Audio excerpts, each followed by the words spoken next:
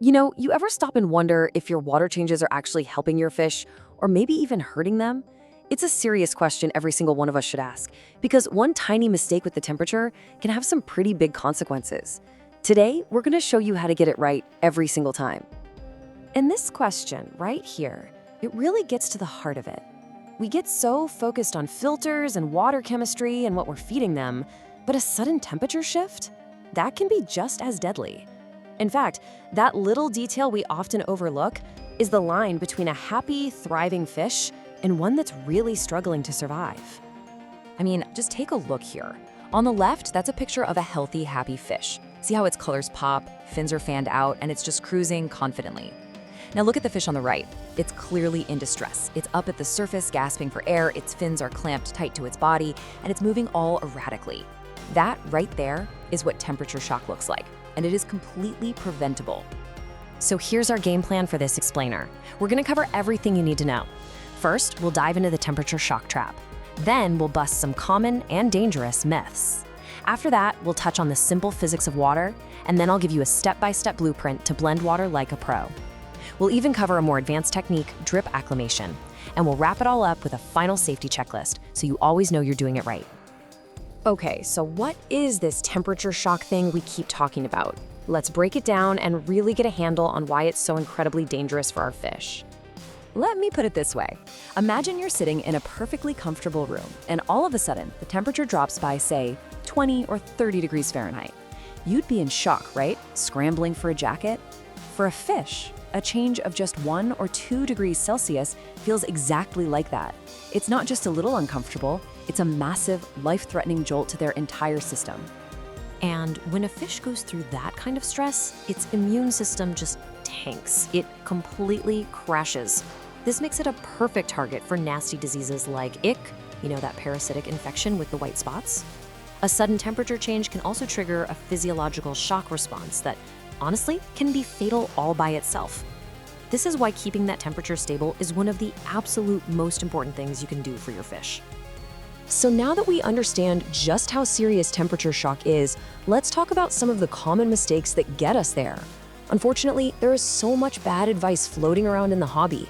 It's time we separated the myths from the reality. Come on, we've all been tempted to do it. The quick hand dip in the tank, then a quick dip in the bucket to see if it feels about right. This is, without a doubt, one of the most dangerous myths in fish keeping. Your skin is a terrible, terrible thermometer. Relying on it is just asking for trouble. So if you're still doing the hand test, it's time to stop. Today. And the hand test isn't the only bad habit. Just eyeballing it is pretty much the same thing. Using hot water straight from your tap is a huge no-no. It can have dissolved metals and way less oxygen. And hey, even if you match the temperature perfectly, just dumping a whole bucket in at once can create a massive, stressful current. These are all common shortcuts, but they're so easy to avoid. You ever notice how oil and vinegar don't really mix in salad dressing? Well, believe it or not, hot and cold water act kind of the same way. To understand why we can't just pour them in a bucket and call it a day, we need a quick lesson in physics. Think of it like one of those layered drinks. The different liquids stay separate because they have different densities. Water does the exact same thing. The warmer, less dense water will literally float right on top of the colder, denser water. It creates these distinct layers. This is called thermal stratification, and it's the reason you can't just assume your water is mixed.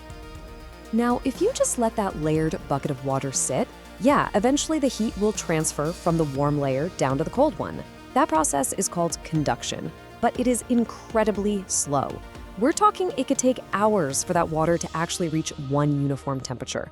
That's why you have to take charge and physically agitate the water to force those layers to mix together. In big industrial settings, they use these giant mixers to get an even temperature in their tanks. You don't need anything nearly that fancy, but you absolutely have to mix the water in your bucket. A simple stir with your hand is okay, but you know what's way better? A small, cheap power head or a little water pump. It's a tiny investment that makes a massive difference in how safe your water changes are. All right, now that you get the science, it's time to put it all into practice. I'm going to give you a simple 5-step plan for a perfectly safe, stress-free water change. If you follow these steps, you'll never have to worry about temperature shock again, I promise. Step 1, measure. Use a reliable digital thermometer in your tank and in your bucket of new water. Step 2. Match. Carefully add little bits of hot or cold water to your bucket until the temperature is within half a degree Celsius of your tank. Step 3. Agitate. Stir that water or use a pump while you're adjusting so you get a true uniform reading. Step 4. Transfer the new water into your tank slowly, no tidal waves. And step 5. Monitor. Just watch your fish for the next hour to make sure they're not showing any signs of stress. Okay, this is a super important step that so many people get wrong. You must add your water conditioner, your dechlorinator, to the new water before you start heating it. If you don't, the conditioner can be less effective and you risk pouring harmful chemicals like chlorine straight into your tank. It's such a simple thing, but it has a massive impact on the health of your fish. So you've mastered the 5-step plan. Awesome. But what if you've got animals that are extra sensitive to changes? Well, in that case, you got to take it a step further with a technique called drip acclimation. Drip acclimation is basically the gold standard for safely introducing new or sensitive animals to your aquarium. By adding the new water literally drop by drop over a long time, you're giving the animal the absolute maximum amount of time to adjust. Not just the temperature, but also to pH and all the other water parameters. This super slow, steady method just minimizes stress and massively increases the chances of a successful transition. So when is this a must-do? Drip acclimation is mandatory for delicate invertebrates like shrimp. They are extremely sensitive. It's also vital for any wild-caught fish because they're already under a ton of stress. And really, anytime you're moving an animal between very different water types, like from freshwater to brackish, or the pH is way different, drip acclimation is the only safe way to do it.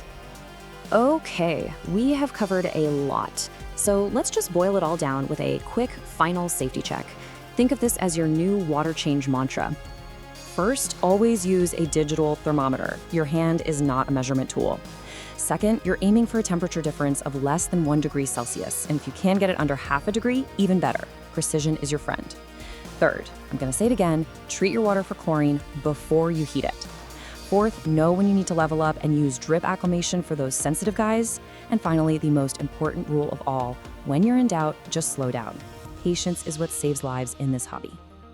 By following these simple steps, you can turn your water changes from something that's potentially stressful into a routine that actually makes your fish healthier and happier. It's a small change for you, but it makes a world of difference for them. And trust me, your fish will thank you for it.